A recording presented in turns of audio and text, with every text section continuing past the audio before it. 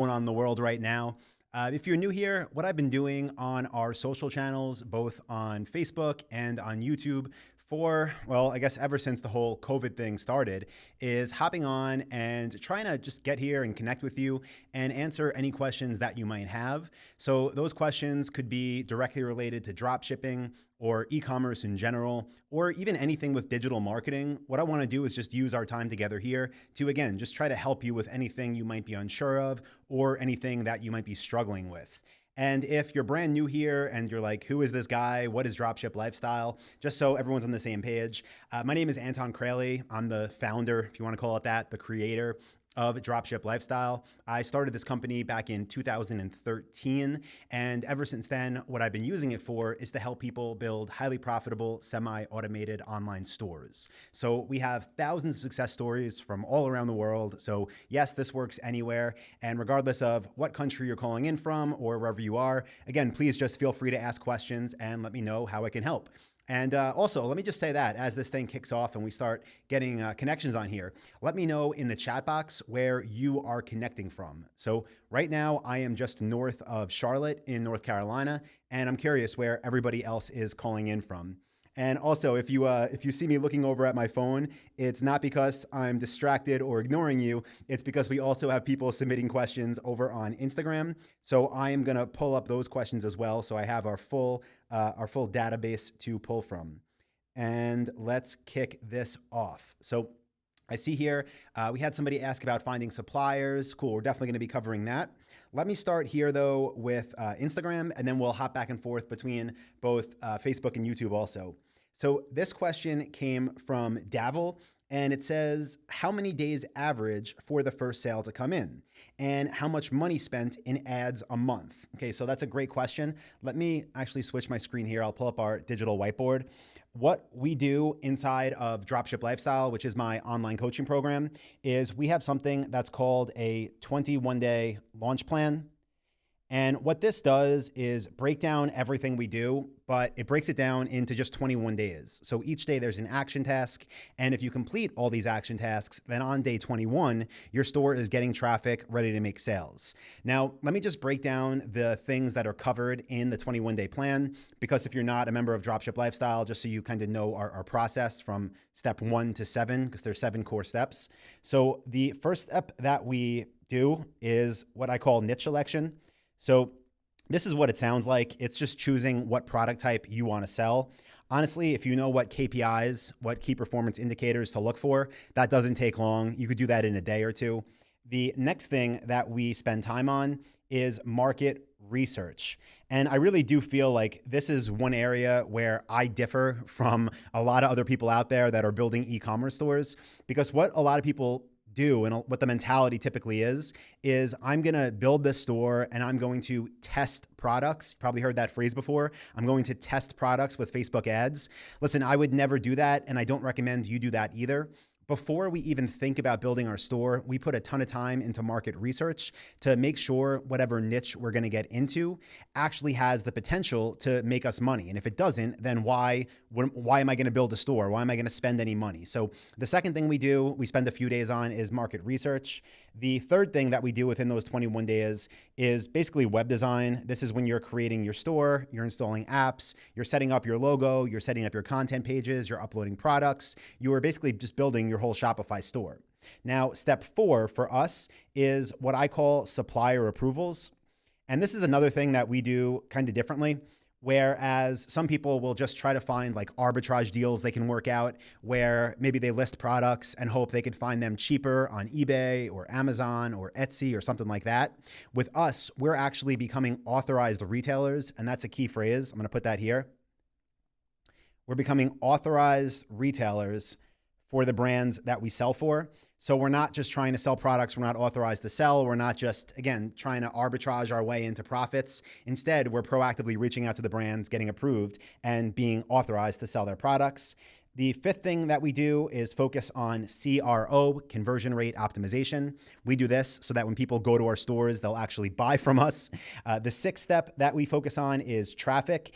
I am a huge fan of both free and paid traffic, but I really do prefer paid because with paid traffic, you can take a new store and start getting sales almost instantaneously. And then finally, the seventh step that we focus on is automation and outsourcing. And I'm a huge proponent of automation and outsourcing because we like to get all of our stores to be able to be managed between 15 and 30 minutes per day by the owner, meaning me and my company. So we put in automations to have things kind of run as smoothly as they can without a human being involved. And for everything that still does require human interaction, we outsource that. So yeah, I mean, 21 days to answer that question again from Deval, that's more than enough time. With that being said, we have members of Dropship Lifestyle that have got their first sale within a couple of weeks. And we have members that have never got a sale ever because they've never built a store or got approved a supplier. So it'll vary, but there's no reason why you shouldn't be able to start in 21 days. Now, the second part of this question said, and how much money should I spend in ads each month? That's a really tough question to answer because there's not a fixed amount. I'll tell you the amount that we spend on ads. If someone would have told me when I first started, this is what you're going to spend on ads, I would say you're absolutely insane. But the way this works is as you scale and as you know what's profitable, you can spend more. And you spend more because you're getting what is called, change the color for this, your ROAS. That stands for return on ad spend. You're getting that back fast. And with the type of stores that we build and the way that we optimize them for conversions, once we pay for traffic and we get that person to hit our site, they're typically buying within 1 to 3 days. So it's not like I'm spending a bunch of money on traffic today and hoping that that person comes back and buys in 6 months, right? Typically within 1 to 3 days, because of the way that we get traffic, because how we optimize our websites to convert, we know if we're profitable within those first 3 days. Now, as far as the budget, this is really dependent on how much you want to make with your store. And I know that sounds crazy, but what we go for, our goal at a minimum, is a 10x ROAS, so a 10x return on ad spend. So what does that mean? Well, if I spent, let's just say $1,000 in any given month in traffic, I would want that to equal at least 10 times that in sales, in revenue. So for us, that would mean that 1,000 should be able to get me at least $10,000 in sales. And I'll tell you in the beginning, your return on ad spend should be much bigger than 10. But as you scale, your traffic is less and less targeted. So it does go down, but let's just say it was 10 from day one. That's what that would mean. And let's just say, 2 years from now, you get to the point where you want to do $1 million a month in revenue, in sales. Well, at a 10x return on ad spend, that would mean your ad budget for that month would be $100,000. And again, I know that might sound crazy. It is crazy, but only when you're first starting out. Like once your business starts growing and you start to see the revenue numbers that are possible, then numbers change and the way you look at money changes. So I would just say that. But you could start your first month, $500, $1,000, and be just fine. Let me hop into the questions over here and we'll see what we got. And I'll go to YouTube first. Okay, cool. We have Kenny is calling in from New Jersey. We have Steve is in Playa del Carmen. Nice. We have Brian is in Tucson, Arizona. We have Lex is in Vegas. We have Tariq is in Miami, a Canadian living in the sun. Awesome. I hope your city is okay after last night, and I hope you're allowed to go and enjoy the beach. Okay, cool. We have Robert on Facebook says he's in Oklahoma where the wind comes sweeping through the plains. And we have Naomi is over in Miami too. Awesome. Cool, guys. I'm going to take a few more questions from over here from Instagram, and then we'll start grabbing the questions over on Facebook and YouTube. But let me see what we had next come in. We had a question from Hans. On YouTube, everybody doesn't have like their actual name, so the name is Hans, but it says print on demand with famous brands like Louis Vuitton and Gucci. How is this possible? Are companies selling it legally? No, they're selling it illegally. Some companies obviously really do sell for Louis Vuitton and Gucci and they're authorized retailers. Let me actually just come back to this, where I was talking about how in step 4, we become authorized retailers for the brands we want to sell for. But most people, especially if you're doing print on demand, 99.999% of those companies are doing something illegal and are at the minimum going to get a cease and desist letter. At the maximum are going to get sued and be in trouble for a long time and for a lot of money. So don't do that. You always want to be an authorized retailer for the brands that you sell for. Okay, Bizker says, can you recommend any PayPal alternatives? So I never recommend PayPal is the only source that you use to accept funds. PayPal is a good thing to have in addition to the other payment methods you'll be accepting. So what I recommend is your main method of accepting payments should be Shopify Payments. And through that, you can accept all credit cards and debit cards. You can also accept Apple Pay, which is awesome for people on mobile. You can also accept Google Pay. And then if for some reason you're asking for PayPal alternatives because like you're banned or something, I would still try to either get your account back or make a new account with a new business information, like a new EIN number and everything. PayPal is a good secondary way to accept money. I also recommend that you accept Amazon payments. There's an app for this in the Shopify App Store. And the way it works with this is when people are on your store, if they have an Amazon account like everybody does, and they prefer to pay via the payment method that they have linked to Amazon, they can click the button on your site that says Amazon Payments. Payment will go through that way. You still get your money right away, and it's just a normal transaction. And then finally, I also recommend you offer financing on your site. So financing meaning you work with a third party to give your customers the option to pay over time. You can use Klarna for this. Klarna is a great solution. You can also use Affirm, which is also great.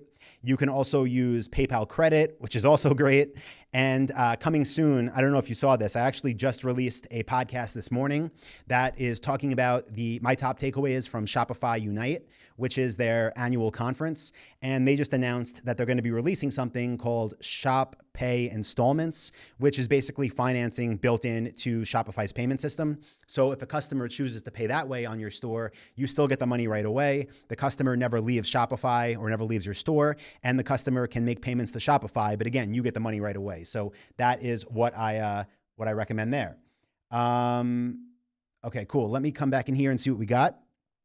Albert says, do you have any references of agents for fast shipping in US markets? The way you worded that question, I'm assuming you're talking about shipping from China to the States. If you are, then no, I don't. If you're shipping within the States and you want to just know the best shipping carriers to use, my advice is always work directly with your different suppliers and ask them individually who they prefer to ship with and see if they can give you a direct contact. Because even if they say, our preferred shipping carrier is DHL, I wouldn't say just go on DHL and make an account. I would say, okay, thank you. Who's your contact there? Can you please, make a connection? Because what will happen is if you get connected with a shipping carrier through the reference of the supplier, you can often get better pricing, get an actual business account set up. So that's how I recommend choosing your shipping companies. Okay, Edgar says, where can I find the best suppliers? Yeah, the best way is to really just go online, see who's selling what it is you want to sell, and see who they're selling for. Let me actually do this. We'll see if I can get this to work. I'm going to try to pull up. Let me see if I can get my mouse over here. I'm going to pull up Google, and then if you guys can see my screen right now, can you just type Google in the chat? I want to make sure this is working. Should be, but if you could see Google, please let me know. What I'm going to do though is just go to wayfair.com. If you're not familiar with them, they do like literally billions of dollars in sales. Well, at least, I shouldn't say billions. I know last I checked, it was over $1 billion, and they are mostly working on the dropship model, right? So let's just say I'm on their site right now, and let's say I wanted to sell, rugs. It's on their homepage. I'm going to click rugs. I'm going to go into this category, and then you'll see I have different ways to shop up here. Let's just go ahead and we'll click into shag and flow cotty rugs. So I'm going to click into that. And now that I'm here, right, I'm looking at these rugs on the site, and you can see before the product names, I'm actually seeing company names. So this first one, it says, you guys will realize I can't read. Aviles, A-V-I-L-E-S, Aviles. So that shag rug, that company is actually the brand that makes this product. The next one says Hirschman Tufted Gray Area Rug by Charlton Home. I'm sorry, the first one, the Aveless Shag Rug is the product name, but it's by Windsor Porter. So Windsor Porter is the company that makes that rug. The second one says it's by Charlton Home. So Charlton Home is the brand that makes that rug. The third one says by Ivy Bronx. Ivy Bronx is the one that makes that rug. Third one is by Andover Mills. Andover Mills is the one that makes that rug. So what you want to do is find those brand names, the ones that actually make these things, and you want to reach out to them to get approved directly. So that's how you find suppliers. It's not through a supplier database. It's not by paying anyone for access to suppliers. It's by literally going out, finding stores that are drop shipping and seeing who they sell for. Okay, the next question came from Yogi. That's a cool name. And Yogi says, how can I make Google Shopping ads work?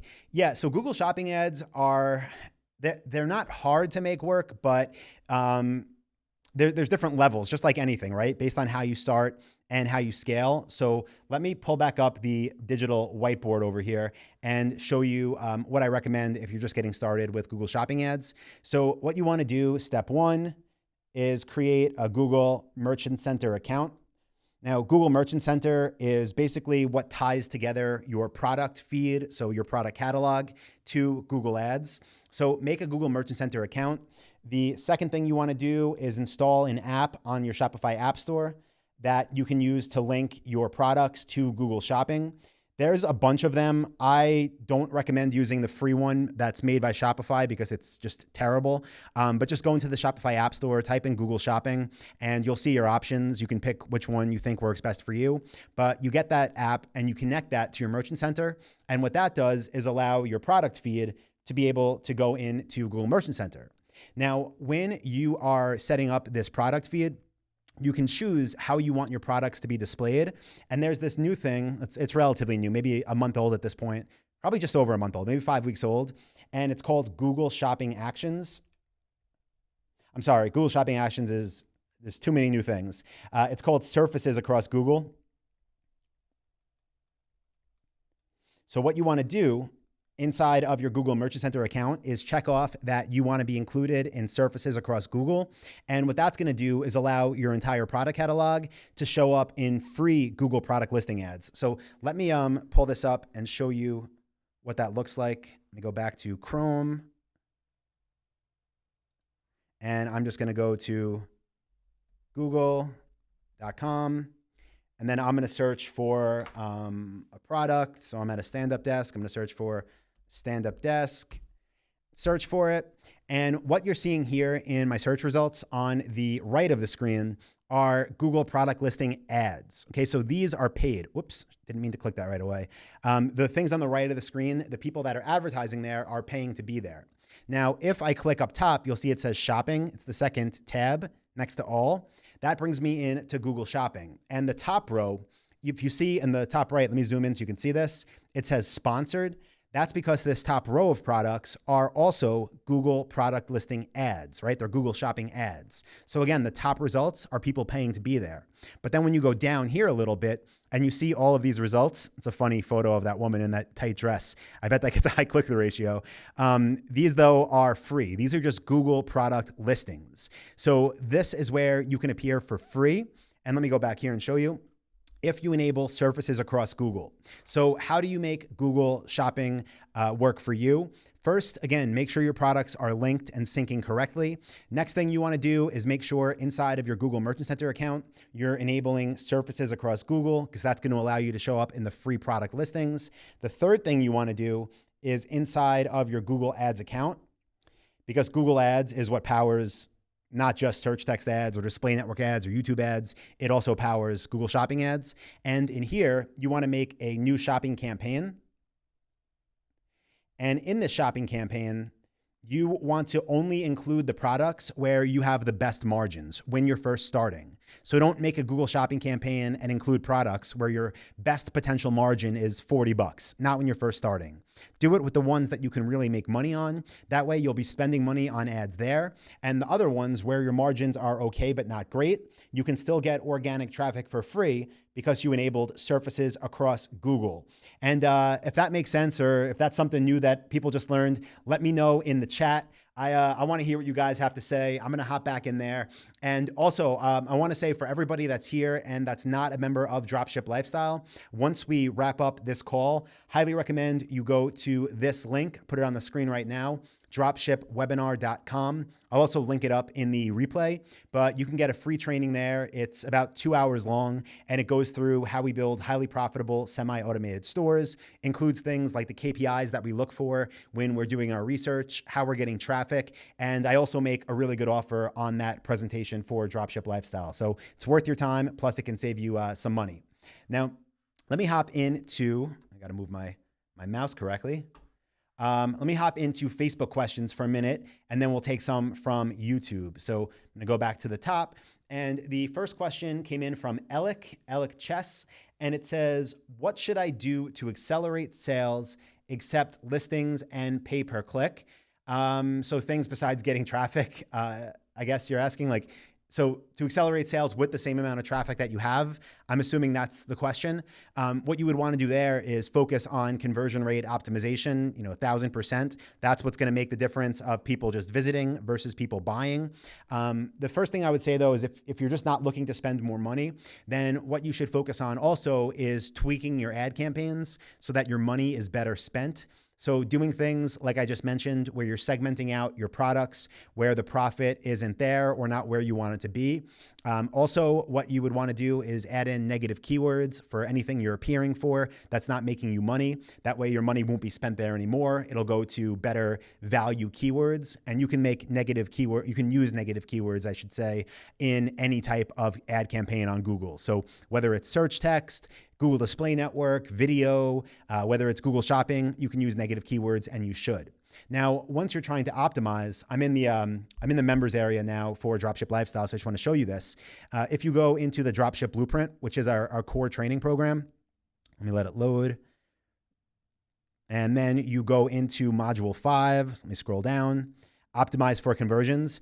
These are all things that I would recommend you focus on. And if you want the step-by-step training, obviously just sign up for Dropship Lifestyle if you're not signed up yet, but do these things on your store to turn more of those visitors into buyers. So the things that I teach you how to do here are how to create urgency. I give you our content templates, our perfect product page layout. I show you how to get reviews and how to leverage them. I show you how to use social media and create social proof, what to do with bounced visits, meaning people that leave without buying, and what to do with abandoned carts, meaning they start to complete their order but never finish it. I show you how to create bonus offers to stand out from your competitors, how to exploit your competitors' weaknesses, which is huge when drop shipping. I talk about usability over design for how your website should look and function, how to accept financing, how to spy on your visitors, and that's what you should be focusing on, all these things, to turn more of your visitors into sales. So yeah, that's what I would recommend there. Let me hop back into the questions here and see what we got on Facebook. Deborah says, I love you, take my money. Deborah, send it over. We're open for business. Okay, Naomi says, does the do it for you option include only the web design, or does it also include with being approved with suppliers? No, here, I'll show you exactly what it includes, Naomi. Let me pull this back up in the members area and click here where you could see, oops, nope, here it is. Okay. This is the page that talks about how we can build your stores, and you can see what's included. So we upload the theme for you. So that's, self-explanatory. You get our theme. We build your logo for you. We design the site to make it look professional and clean. Remember, I was just talking about, for conversion optimization, usability over design. So here we're definitely focused on making it extremely user-friendly so that people buy when they visit. We make custom banners for you. We make your custom images. We add custom coding where necessary to increase your conversions. We upload 4 of the Dropship Lifestyle content page templates for you and modify them for you. We upload 20 test products for you. We install analytics and set up conversion tracking. We set up webmaster tools in your account, so it helps with organic traffic. We set up your sitemap and we submit it to Google. Again, that helps with SEO. We set up your Google shopping feed and submit it to Google. We make sure your site is 100% mobile responsive. We install all the apps that we use, and you get 1 month aftercare support. So we're not actually getting you approved with suppliers or anything. And the reason we're not doing that is because, honestly, that's something that, first of all, I don't recommend you outsource. And it's something that if we were going to do, then we're just going to be building our own store. So I guess first, let me talk about why I don't recommend anybody ever outsources supplier approvals. It's because I talk about this all the time, but the businesses that we run are built on relationships. Okay, our stores are successful, and we've had some in business for over 10 years because of relationships. That's the relationships with the customers, but it's also the relationships with the suppliers. And I would never want somebody else, like a third party, even if they were someone on my team, I don't want them to be the one that has that relationship, because I mean, that's again, like that's what matters in this business. So no, we don't get you suppliers. And again, I don't recommend you ever outsource that. You want those relationships for yourself, but we do everything I just mentioned. Okay. Miriam says the competitor research tool doesn't recognize most of the competitor websites I put in. So if it's not recognizing them, it's because the search volume isn't high enough. It's either that, or sometimes, depending on how the websites load when you look at them on your computer, sometimes they should all be HTTPS, but some of them don't have www, some of them do. So the first thing I would say is try it different ways. Let's just say it was wayfair.com that you were researching in the tool. Put it in as wayfair.com, put it in as www.wayfair.com, and just try it both ways, because sometimes it won't recognize it if the website actually loads differently with the www or without. And if it's not coming up at all, it's because their search volume doesn't meet the criteria. So that's why it wouldn't be where you see the actual results in numbers, because they're below the threshold. With that being said, if you think that the data is off for any reason, there's a button in the tool that says, I think it's like report an issue or something. You can do that and send the websites you're checking, and then we can check to verify if it's a bug or if it's what I just referenced. But please try those different things and then reach out if necessary, and we'll definitely help. I see we have Jasmine is in Houston. What's up, Jasmine? We have Carolina is in Coral Gables. Hello. And Naomi says, so Naomi asked about web design before. She said, also, when I sign up, when I have questions going through the program, do I have access to a support team, or do I only have access to the Facebook group with students like myself? No, Naomi, great question, but you have access to the Facebook group, to our private mastermind forum. I do small group coaching calls the first Wednesday of every month. So our next one is this Wednesday, June 3rd, where you can literally ask me anything in a private webinar call, where it's just a small group, me and you.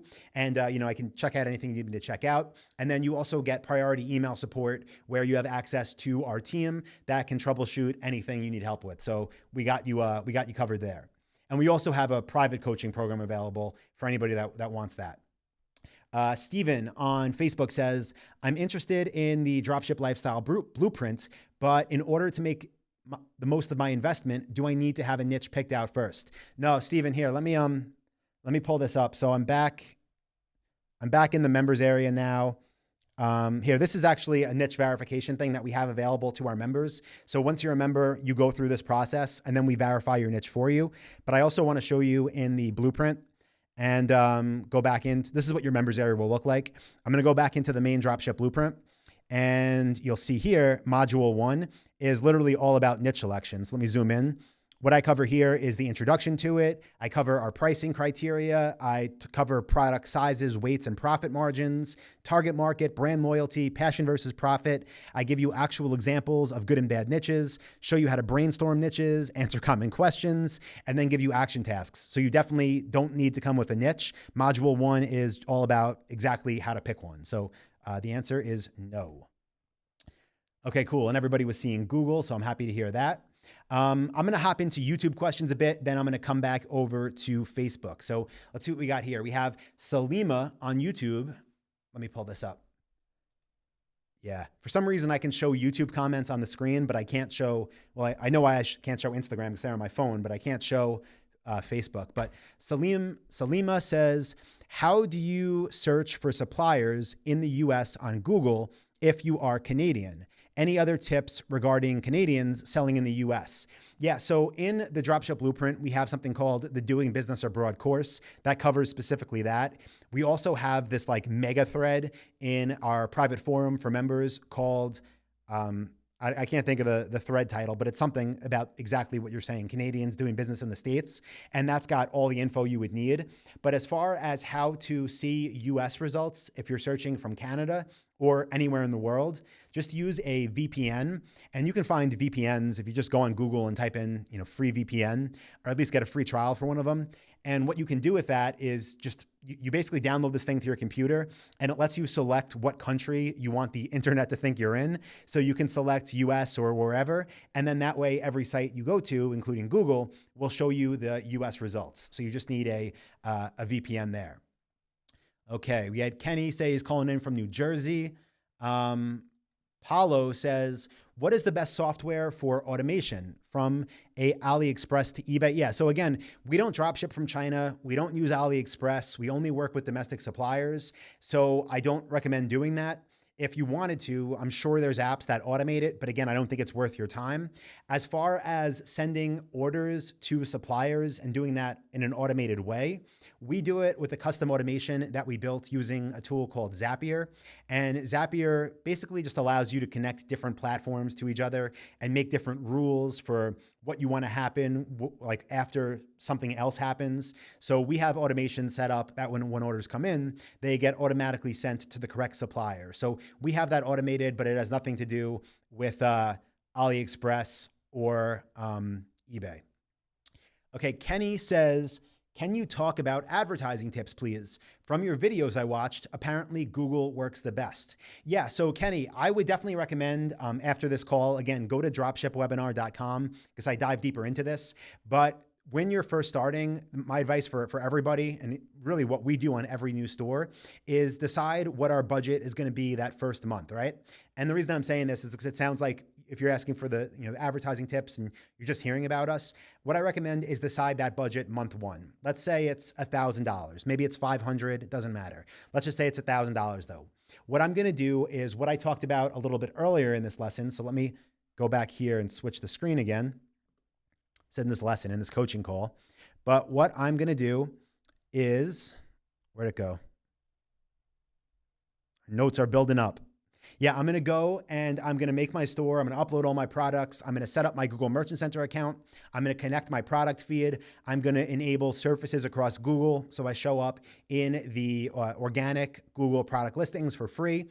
And then for my products that are higher margin, I'm going to put them in my first ever Google shopping campaign. And again, let's say I have $1,000 budget. I'm going to take $900 of that budget and I'm going to put that into this shopping campaign for my high margin products. So I have here $900. So what is that? $30 a day. That's what I set it at to start. And then the other $100 of my $1,000 budget, I'm going to take and I'm going to put it into Google. Oops. Come on screen. I'm sorry, not Google. I'm going to put it into Facebook, DPAs, dynamic product ads for remarketing. And that's, I mean, if you're just getting started, that's my biggest tip. For anybody that is more advanced, that's, currently looking to scale or looking for like step-by-step tips. I'll just say it again in the Dropship Blueprint. I didn't show you this yet, but in module 6, it's all about getting traffic. And most of these lessons are over an hour. So they're not just like a quick video like, oh, this is what we use. They're going step by step. But I show you how to build your sales funnel with Shopify, how to use Google ads for e-commerce, how to use Bing ads, because yes, Bing ads are profitable.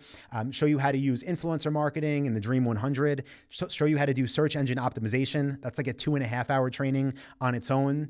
Show you how to use paid social traffic. So Facebook, Pinterest, Twitter, Instagram, and I show you when and how to use them. Show you how to do remarketing, show you how to use the hourglass funnel, show you how to do email marketing. So we do a lot. But again, the first month, I would choose that budget, put 90% of it into one Google shopping campaign, and then put 10% of it into Facebook dynamic product remarketing ads. So I hope that helps. Let me hop back in here, see what we got next from Samuel. Samuel says, I would like to create my niche store, and have I would like to create my niche store and have a setup in multiple countries where I get suppliers in each. Is this possible? So short answer is yes, it's absolutely possible. What I would recommend if you were to ever do that is to have actually different stores. They can all look the same, be clones of each other, but have them on different domains. So if one of them is in the US, it's, samuelkingstore.com. If one of them is in the UK, it's samuelkingstore.com.uk, and so on and so on. With that being said, I do not recommend you start that way because it's going to be a lot of extra work. And whenever anybody spreads themselves too thin, you don't get the best results out of the one direction you can go. So I would pick my primary country. I would build that store. I would follow the 7 steps that I teach. I would get the best results you think you can get. I would have that maintained. I would have that outsourced and automated. And then I would consider opening another store in another country. Okay.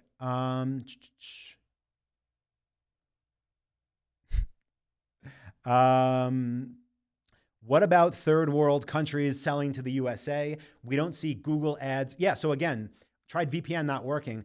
I don't know why that wouldn't work. Cause I'll tell you, I do use VPNs when I'm traveling, whenever I'm out of the States, and it always works just fine. So maybe try a different VPN, try to connect somewhere else. But yeah, they've always worked for me no matter where I am in the world. I've used them in South America. I've used them in Europe. I've used them in Cambodia. I mean, they work all over the place. Okay. Flip M says, do you have any tips on how to manage an online store while working a full-time job? Yeah. The first thing I'll say is it's not easy. You need to be super motivated and you really need to have a reason for why you're going to do it. When I built my first store, my first e-commerce store in 2007, I didn't have a job. Well, I did. I had a full-time business, first of all, where I bought, you might have heard my story before, but right out of college, 2006, I graduated. I spent $25,000 on a delivery route for a bakery in Brooklyn, New York, where I would drive to Brooklyn every morning, fill up this van with cookies, drive back to Long Island, where I'm from, and sell these things at grocery stores, like wholesale. So I was doing that. It was probably like 3 days a week full time. Then in order to make more money, I got a job working for the same guy I worked for throughout college, where I was doing landscaping. I was helping him with construction jobs. I was doing whatever I could to make more money. And then I found out about e-commerce and the opportunity.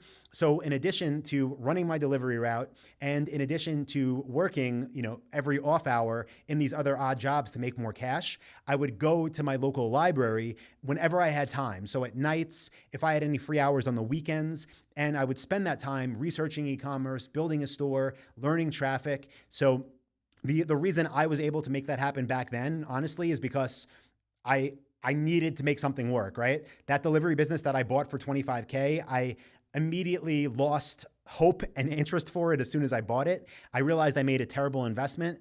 I knew I wasn't going to do landscaping and construction. I had no money at all. I'd spent my life savings at that point. So I had to make it work. So, my tip would be find your reason why. And that's what pushed me through late nights, going to the library with my old crappy Dell laptop. That's what pushed me through the weekends. And that's how I was able to do the work that is needed to be done to make something like this work.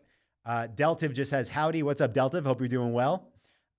Edgar says, I've heard Shopify Payments is terrible as a payment processor and they'll hold your money. Do you still recommend it? Yeah, Edgar, I believe the exact opposite to be true. I think Shopify Payments is the best payment processor out there.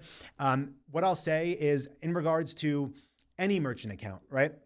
Whether it's Shopify Payments, Stripe, a merchant account you open with your local bank, or PayPal, there always will be issues where if certain things happen that trigger like a flag, I guess, in your account, then money can be held. There can be a period where you have to submit documents, where you have to basically prove who you are and that you run a real business to get your accounts reopened.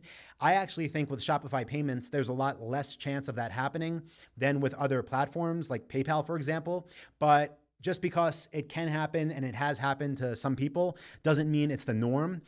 What I would say is if there ever is a hold or anything like that and they're requesting additional information, just so you're prepared, again, not just Shopify Payments, but anybody, what they're typically looking for is this business actually a real business?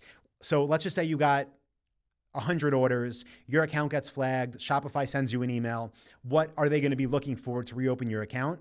Well, do you have tracking numbers for those 100 orders where they basically acted as your merchant account, right? Are you shipping products? Is the business legit? Other things, it could be how much money is currently in the bank, which that one I'll tell you, I haven't seen that with Shopify payments. I've seen that with Chase when I used to use Chase Payment Tech, which is their merchant account. They made us send bank statements. What else? What might they ask?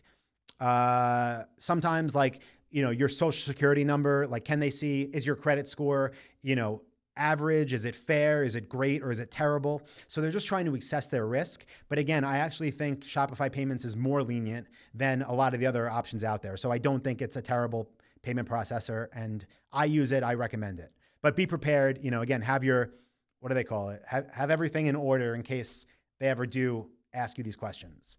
Okay, so I answered that question already. Akusua says, what's the best way to do market research? Yeah, for the sake of time, because I've been trying to keep these calls to an hour so I don't lose my voice, because that happened a few weeks ago. My advice is once this call wraps up, go to dropshipwebinar.com. It's a free training you'll get from me.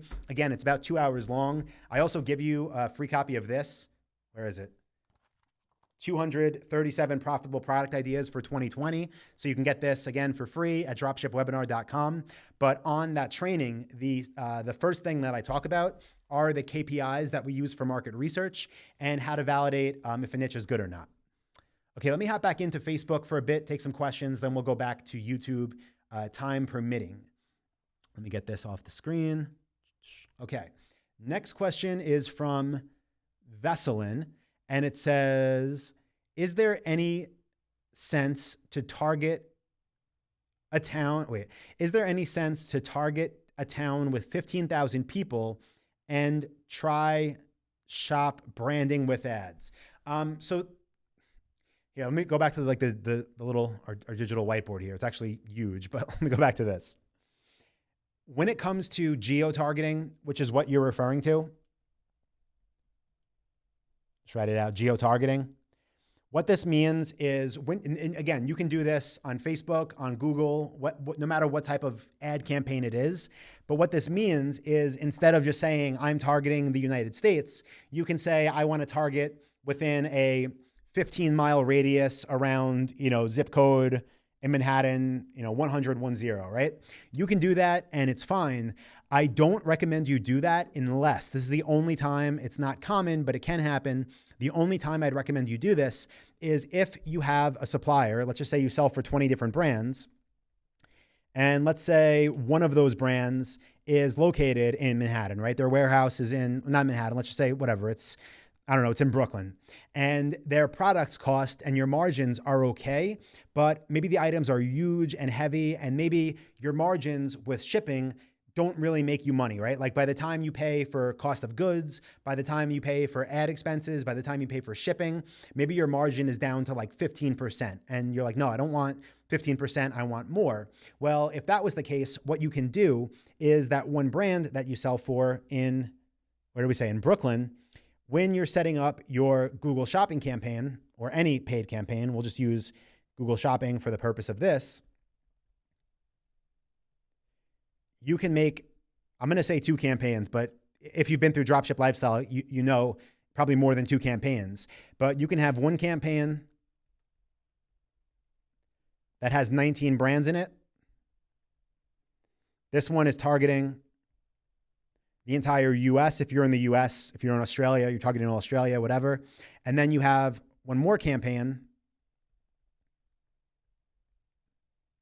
that is targeting again, let's call it a 15-mile radius of zip code, 10010. Now, what you would do is when you're in Google Merchant Center, and let me know, guys, if you're getting value from this and if we're still on the same page, let me know in chat. I'll say, before we move forward, I'm always curious, with these calls, when it's too much surface level information and when it's too deep where people are like, what are you talking about? So give me a number 1 if everything's making sense so far. Let's do that. Give me a number 1 in chat if everything is clear as could be. Give me a number 2 if you're still getting value, but some things you're like, I need more information on this. I'm not sure exactly what this guy's talking about. One, if it's all clear. Two, if you need some further assistance. But as you do that, let me keep moving forward with this.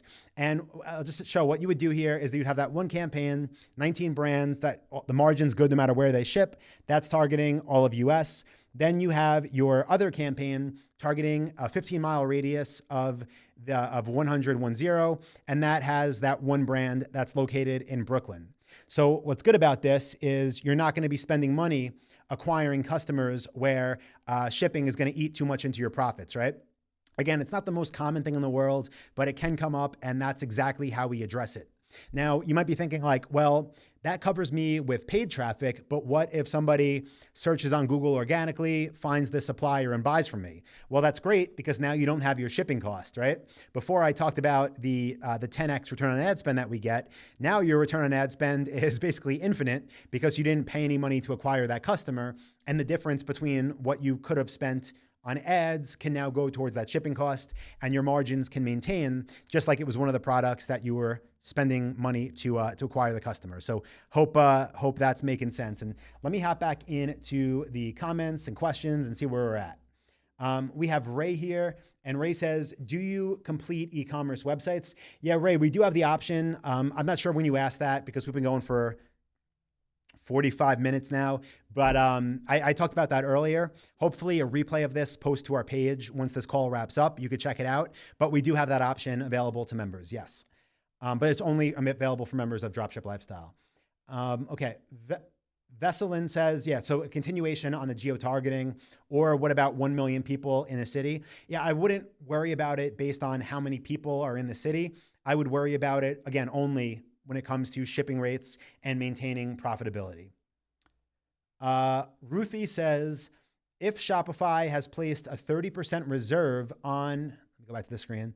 If Shopify has placed a 30% reserve on all of my sales for a minimum of 120 days, what can I do since this is more than my profit margin? Okay, so this is another thing that can come up when merchant companies basically, say like, hey, we need more information about your account. One of them could be what's known as a rolling reserve. It sounds like that's what's happening with Ruthie right now, or this might just be a fixed reserve, whereas they're saying, we're going to take 30% of all of the transaction volume. We're going to put it basically in an escrow account. It has to be an account where they can earn interest on it. And at the end of 120 days, we're going to give you all that money, right? So that's what it sounds like they said here. So what I would recommend you do, first of all, the question is, can you float that, right? Like, is there enough of a bankroll where you can float that? And I totally get the answer is most likely no, because that's a lot of money. And that's basically like operating with no margin. So my advice to you, and do what you want with this. Let me actually switch back to the screen to go back to where I was showing this before, where I was talking about the different payment gateways that I recommend. Again, PayPal, Amazon Payments, Klarna, Affirm, PayPal Credit. If you're not already using these options, have them on your store today so you can get money coming in other ways where you're not having any reserve. Now, with that 120-day hold, this is what, like, again, I don't know what Shopify thinks about this or how they, you can do whatever you want. It's your business. But if I was just starting out and I didn't have a bankroll to float that money, what I would do, again, is I would have these 3 payment gateways enabled on my store literally today. And then what I would do is contact my bank, most likely just on the bank website. So whatever bank you use, just go to their website and search for merchant account and open up a merchant account with them. The reason I would recommend, if possible, doing it with a bank you already use is because typically it's as easy as somebody clicking approve on a form and now you have a new merchant account. So let me see if you could see this okay. What I would do, let's go like this. I'm going to put 1B. This will be 1A. I'm just going to put bank merchant account.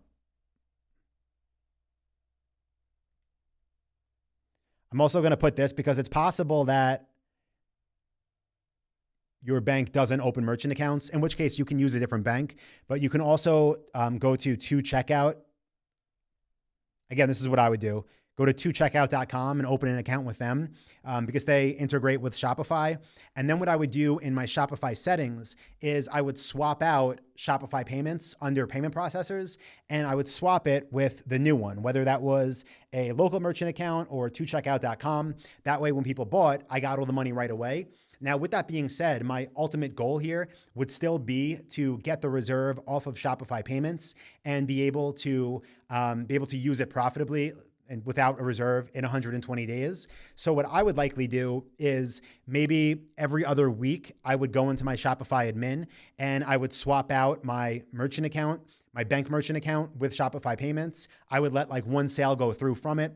I would go back to my merchant account where all the volume would go through. Maybe 2 weeks later, I would enable Shopify payments again, maybe get one more sale there, go back. So that way, over 120 days, maybe you're dealing with 4 to 8 orders with a reserve where all your other money is either coming from checkout or your traditional merchant account or PayPal or Amazon payments or Klarna, and you're getting basically all your money right away. And then 120 days from now, Shopify is going to see, okay, X amount of orders have come in based on account history. There's been, no chargebacks and all these orders are clean, reserves gone, accounts back to normal. At which point, what I would do is go to Shopify payments full-time, but I would keep this other merchant account just as a backup in case you ever need it again in the future. So that is what I would do, and hope that helps. Deborah says, is this being recorded? I would love to watch it again later. Yeah, Deborah, I always knock on wood because I'm not good with technology and I never know what's going to happen. But so far we've been good where every time I've done a live stream, the recording does post as a recording. Sometimes it takes a couple hours, but it should be on our Facebook page after the call. Oliver says, hi, Anton. I'm a member of Dropship Lifestyle. Awesome. Happy to have you here. He says, I'm currently searching for suppliers. Then he mentioned a website, offers me to register for his dropship program. It looks like a middleman. Should I move forward with them or no? No, I definitely wouldn't. You know how I feel about middlemen. What I would do is if on their website, they show the brands that they're saying they would get you access to, is I would reach out to those brands directly. If on their website, they're not showing you who the brands that they're giving you access to are, and if it's only if it's free to make an account with them, what I would do is make a free account. I would see what brands they say they're giving you access to. Then I would contact those brands directly to get approved. Okay, cool. So Melody says value. Tim gave a 1. Naomi gave a 2. Ruthie gave a 1. Carolina gave a 1. Melody gave a 1. Miriam gave a 1. Nikia gave a 2. Ruth with a 1, but also a 2. I love it. Deborah gave a 2. Cool. So I just answered that question. Let me hop back into YouTube a bit. And I think for some reason, whenever I'm checking Facebook comments on the computer as I'm doing these, it only shows me the most recent, and then it doesn't delete the old ones, but I can't see them like as we're doing this. It's like a Facebook thing. But if you do have any more questions on Facebook, feel free to type them in. And also for YouTube and Facebook, if you guys are getting value from this, do me a favor, give the video a like or a smiley face or whatever the platform lets you do, because that just shows me that these things are valuable. And it also shows Facebook, which in turn shows these to more people, which helps us by spreading the word and hopefully getting more businesses to actually grow as we're going through everything that America is dealing with right now, which is not fun. But hopefully there's at least some businesses can still thrive and get a takeaway from it, which I truly believe you can. Like, I'll tell you, the past few days, sales have been a little bit up and down, but overall, since whole COVID started, we are able to scale at a way we've never been able to do before. So I'll say that overall, businesses can still thrive in this climate. Online businesses, I should say. Okay, next question is from Eric. And Eric says, let me go back to here. Oops, where did I put his question? He says, as a Canadian doing business in the US, is it better to have an LLC open in the US? And if so, why? So Eric, I can't give you a definitive answer on that because I've never actually done that. What I would say is if you're a member of Dropship Lifestyle, go to our private forum, the Fast Business Forum, and look for that Canada mega thread because people show how to do it. I can't tell you which one is better. I know either way would work, but I would check out that thread to see which is better. Salima says, is there a Q&A just for your students? Yes, we do those the first Wednesday of every month at 2 p.m. for members only. And those are done via the GoToWebinar platform. So I can take all questions there. I can, go more into depth into people's stores. So first Wednesday of every month. So for June, it's going to be Wednesday, June 3rd at 2 p.m. And for members, we record all of those calls, the private ones, and then we upload those to the members area too. So you get all of the call replays in case you can ever make a coaching call. Where can I access it? Yeah, so the coaching call replays for members only. If you go to fastbusinessforum.com, you can log in with the same username and password you use to log into the Dropship Lifestyle members area. And what you want to do there is go to scroll down halfway through the page, and there's a sub forum that's called Coaching Calls with Anton. And if you go in there, they're broken down by month, where you have all of the recordings plus links and any relevant information. Yep, Oliver said you could find it in the forum. Correct. Thank you for sharing that. Okay, answered that. Callum says, would you recommend Instagram influencer advertising? Callum, it really depends. It's one of those things that most of the time with a brand new store, the answer is no, but there's a time and a place for everything. So in the transferred influence lesson of module 6 in Dropship Lifestyle, I do talk about where that time and a place is, but for most new stores, no, I don't recommend it. Kenny says, can you go over how to convince the first supplier to work with us? If we have demo products, but no affiliated companies, how do we get the first company to work with us? Yeah, Kenny, I mean, you do exactly what I teach you in module 4. You reach out, you say, hi, again, I'm at a stand-up desk. You say, hi, stand-up desk company. My name is Kenny. I'm calling from Kenny's stand-up desks. We are planned to launch our store on June 15th. We are currently researching the top brands in this space. We see that your company has great reviews. We know your products would be a great fit. We would love to speak to the person in charge of opening new accounts. So it's not like they should be, based on what you say to them and based on what you have to show them, meaning your demo store, they should be happy to work with you. What I would also say though, and again, I cover this in detail in the blueprint, is you don't want to reach out first to like the goal, like the top gold, call them platinum supplier in your niche. You want to start with one that you think would be an easier win and then work your way up from there. Okay.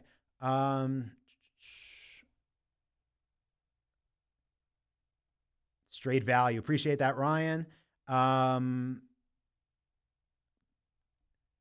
Yashi says, Yashi probably.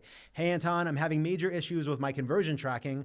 I never had the issue before I placed it on my website, and it just doesn't work. Placed what on your website? Before I placed it on my website. I'm not sure what you placed on your website.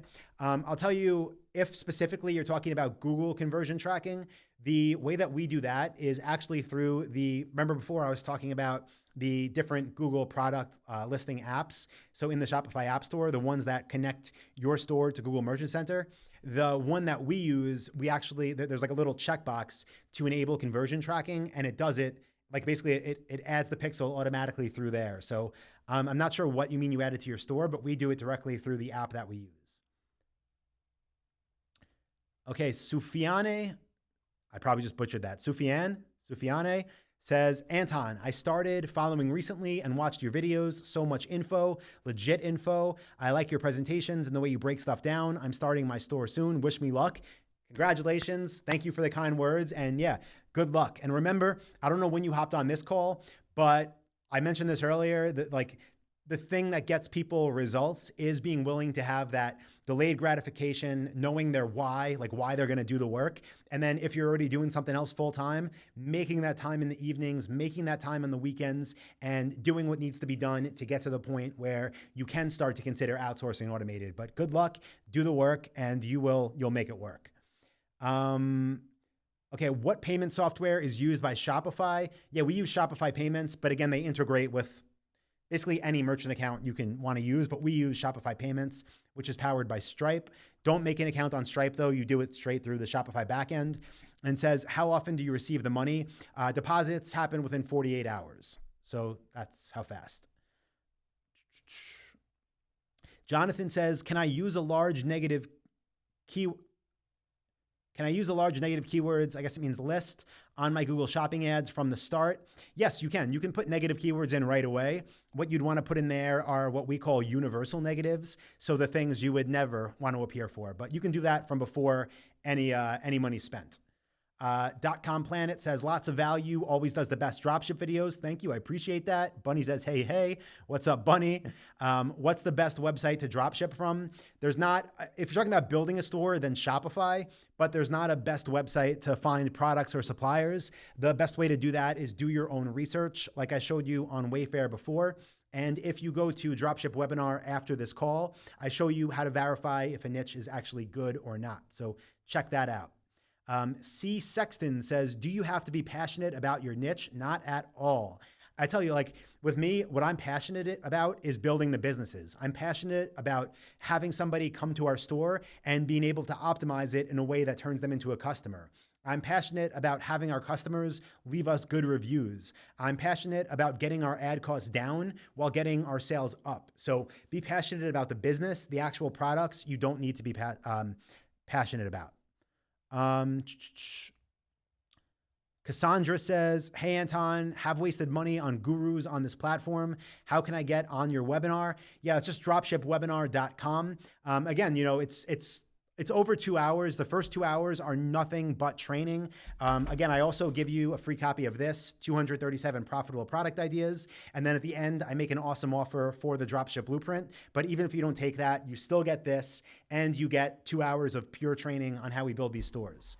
Okay, let me see if we had anything else come through from Facebook. We got Yas. I hope, I think before you said your name is Jasmine. So Jasmine, will paid ads be less competitive than the free ads that for services across Google? So the thing with what we've seen so far since this happened is paid ads, the Google Shopping product listing ads, still work just as well. Because remember, the way that people really see them is on the search engine results page. And to be there, that's still paid. So we haven't changed anything with our paid strategy there. I don't recommend you do either.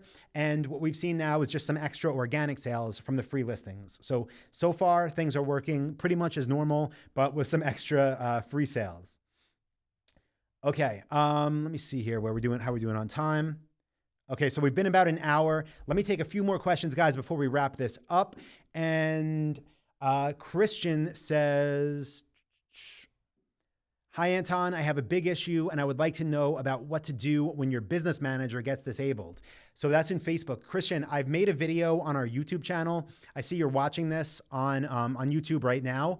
So when you're on youtube.com/dropshiplifestyle, search for how to avoid the Facebook ban hammer. Okay, how to avoid the Facebook ban hammer. It's a video I made where I talk about how to not get banned to begin with, but then also some things you can do to get your account back. I'd recommend you check that out. Masin says, why is it better?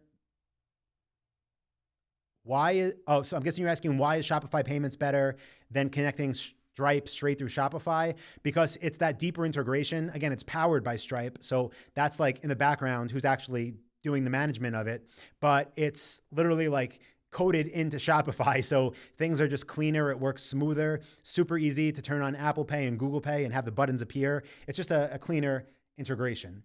And then finally, let me grab this question here from Oliver. He says, hi, Anton, I'm a member of Dropship Lifestyle. Oh, no, I answered that question already. Sorry. So I'll take one more then. All right. Thank you so much. You are welcome, Christian. We have a question from Anthony on Facebook. And he said, if a brand/supplier has storerooms or showrooms, that means they are not our competitor. But does that mean we also can't contact them for our supplier list, or should we still? So you can still reach out to the brands that they sell for. The reason I don't recommend that, especially when you're doing your research in the beginning, is because when you're sourcing your suppliers strictly from online-only stores, then you know for a fact that those brands work with online-only stores. So your approval rate should be much higher. But as you move forward, you want to just find more brands to work with. You can do that. We do that too. And with that being said, guys, we've been going for a bit over an hour. For everybody that is a member of Dropship Lifestyle, yes, we will be live Wednesday at 2 p.m. for our members only coaching call. Again, if you're new here, your first time, you want to know how to get started, go to dropshipwebinar.com. I'll give you a free copy of this there as well. 237 profitable product ideas.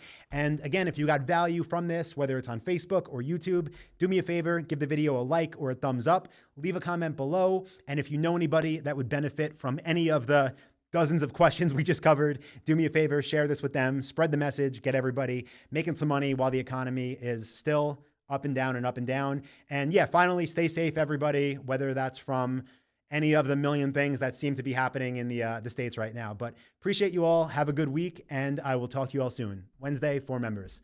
See everybody.